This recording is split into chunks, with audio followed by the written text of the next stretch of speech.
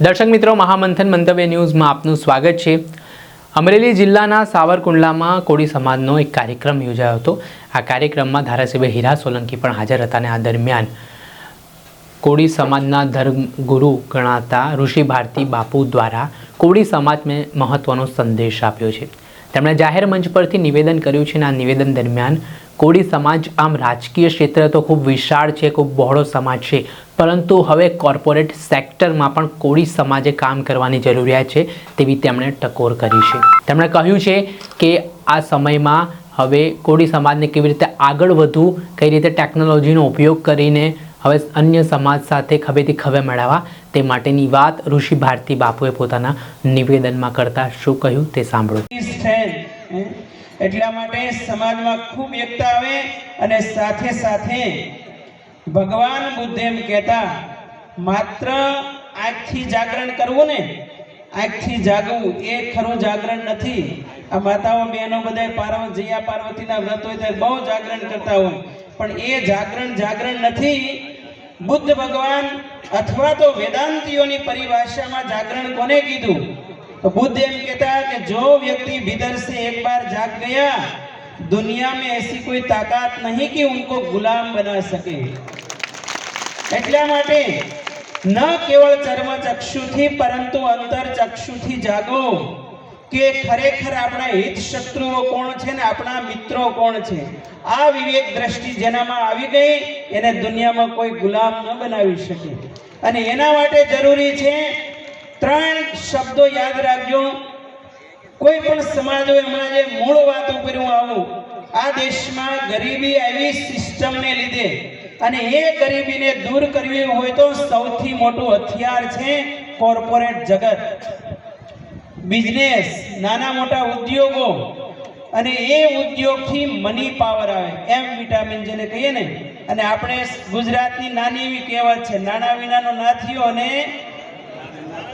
બોલો બોલો, હા, નાણા ન હોય તો એ નાથીઓ નીકળ્યો, જો નાણા ન હોય તો, અને જેવા નાણા આવે તો ઓહો તરત ફેર પડી જાય। એટલા માટે સમાજને મારી કરબદ્ધ વિનંતી છે કે આપણો સમાજ પોલિટિક્સ લેવલે ઘણો આગળ છે, પરંતુ કોર્પોરેટ જગતમાં હજી શૂન્ય અવસ્થામાં છે। અને કોર્પોરેટ જગત હસ્તગત કરવાની કળા બધા શીખજો એવી વાલારામ બાપાના ચરણોમાં પ્રાર્થના કરી। અને બીજું કારણ કે કોઈ પણ સમાજમાં જો આતંક ફેલાતો હોય, આતંક એટલે માત્ર પાકિસ્તાની બોર્ડરનો શબ્દ નથી, તમને ક્યાંય અન્યાય થતો હોય, હક અધિકાર ન આપવામાં આવતા હોય તો એ પણ આતંક છે। વર્તમાન સમયમાં મારે આંખ ખોલવા માટે કહેવું છે એક બાબત કે જ્યારે યુજીસી નું બિલ પારિત કરવામાં આવ્યું, જે એમ કહેતા હતા કે જાત પાત કી કરો વિદાય, હિન્દુ હિન્દુ ભાઈ ભાઈ, તો જેને સમાનતાના અધિકારો આપવામાં આવતા હતા ત્યારે કહેવાતા અમુક લોકોએ વિરોધ કરવાનો ચાલુ કર્યો કે આ બિલ પાસ ન થવું જોઈએ। અને ત્યારે સૌથી મોટા ઓબીસી સમાજમાંથી કોળી સમાજ એને પણ આ યુજીસી બિલનું સમર્થનના આંદોલનો ચાલુ કરવા જોઈએ। સમજાય છે? નહીતર આ દેશમાં ઘણા હક અધિકાર જતા રહ્યા છે। વસ્તી ગણતરીનો પ્રશ્ન આવે ત્યારે એ પણ નથી થતું, કારણ કે સૌથી મોટો સમાજ એ ઓબીસી સમાજ છે। એ પણ અન્યાય છે, એ પણ એક પ્રકારનો આતંકવાદ જ છે। એટલા માટે જે આતંકવાદ છે એની સામે જો લડવું હોય ને તો એના માટે આપણા માનધાતા મહારાજના હાથમાં શું છે ખબર છે? શું છે? બોલો તો ખરા। એના હાથમાં હું માળા છે તો તલવાર છે। स्वामी रामतीर्थ शिवा ने एम कहते हैं, एक शिवा तू तलवार उठा ले, माला मैं घुमाऊंगा। समझाय છે? એટલા માટે જો તમારે આતંકવાદને ખતમ કરવો હોય કોઈ પણ પ્રકારનો, એના માટે આપણી ભારતીય પરંપરા આવી છે કે શઠમ પ્રતિષ્ઠાઠ્યમ સમાચરે, જે વ્યક્તિ જેવો હોય એવો તમારે થવું જ પડે। અને ન્યા તમે પછી ભક્તિની વાતો કરો તો ના ચાલે।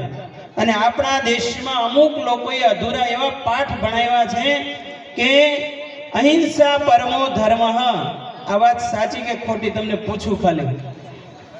અહિંસા પરમો ધર્મ સાચી કે ખોટી? બોલો તો ખરા વડીલો. અહિંસા પરમો ધર્મ, અધૂરી વાત છે, યાદ રાખજો. ધર્મ હિંસા તથૈવ ચ.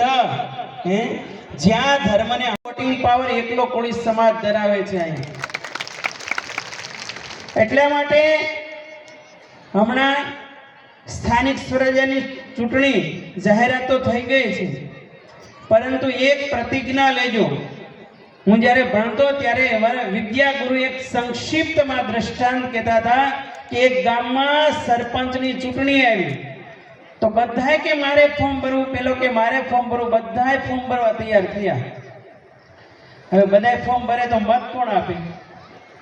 એટલે એક મધુભાઈ ફિફાર જેવા આગેવાન હતા, એક કામ કરો તમે બધાય કે આ ગામનો કૂવો છે ને એમાં ઉતરો, પડો નહીં, કે ઉતરો. બધાય ઉતર્યા, એમાં ચડવાનું દાદર હતું નહીં. એટલે જેને ઉપર નીકળવું હતું એને એમ કીધું ભાઈ તું મને ટેકો આપ ને. કે પૈસા થાય કેટલા? તો કે 11,000. કાંઈ વાંધો નહીં. બીજો ઊભો, ત્રીજો ઊભો. હવે છેલ્લો જે હતો ઉપરના ભાગમાં, એ જે બહાર નીકળવાની તૈયારી, એક પગ બહાર ને એક પગ અંદર. અને ત્યારે એની બોલી કેટલી બોલાણી ખબર? 5 લાખ. અને જેવો ઓલો નીકળવાની તૈયારી કરે અને બરાબર એ જ સમયે નીચે વાળો જે 11,000 વાળો હતો ને એની મતી બગડી, ધીમે રહીને હરકી ગયો. તો આખી લાઈન આવી હેઠી. આના ઉપરથી એટલું સમજો, સમાજના જેટલા ઉમેદવારો ઉભા રહે ને એટલા સમજાય છે ને. બહુ બળ કરો છો, બહુ પુરુષાર્થ, સમય, શક્તિ, એનર્જી બધુંય બરબાદ થાય, પરિણામ તો કે શૂન્ય. કારણ કે ભાઈઓ હામાં લડતા હોય, બીજાને હીરો બનાવી દે છે.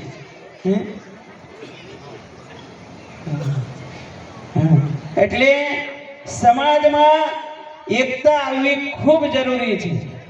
એટલે ફરીથી એક વ્યાસ મહારાજનું સૂત્ર છે, આપને બોલાવું, આપ બધા બોલજો. સંઘે. આપણે સાંભળ્યા હતા કોળી સમાજના આગેવાન ધર્મગુરુ એવા ઋષિ ભારતી બાપુ. તેમણે ભગવાન બૌદ્ધનો દાખલો આપ્યો. ત્યારબાદ તેમણે જે અલગ અલગ કહેવતો પણ કહી ને તે દરમિયાન હવે કઈ રીતે આગળ વધવું ને જે આગામી સ્થાનિક સ્વરાજ્યની જે ચૂંટણીઓ આવી રહી છે ત્યારે કોળી સમાજના જે લોકો છે તે ઉમેદવાર પણ બનવાના છે તેને લઈને પણ તેમણે વાત કરી છે. હવે જોવાનું રહ્યું કે આગામી સમયમાં અવારનવાર રાજકીય આગેવાનો છે, સામાજિક આગેવાનો છે તે જાહેર મંચ પરથી સમાજને ટકોરો કરતા હોય છે, સંદેશો પાઠવતા હોય છે, ત્યારે તેની આગામી સમયમાં શું અસરકારકતા જોવા મળે છે. દર્શક મિત્ર, આવા જ વિડીયો જોવા માટે મહામંથન મંતવ્ય ન્યૂઝ જોતા રહો.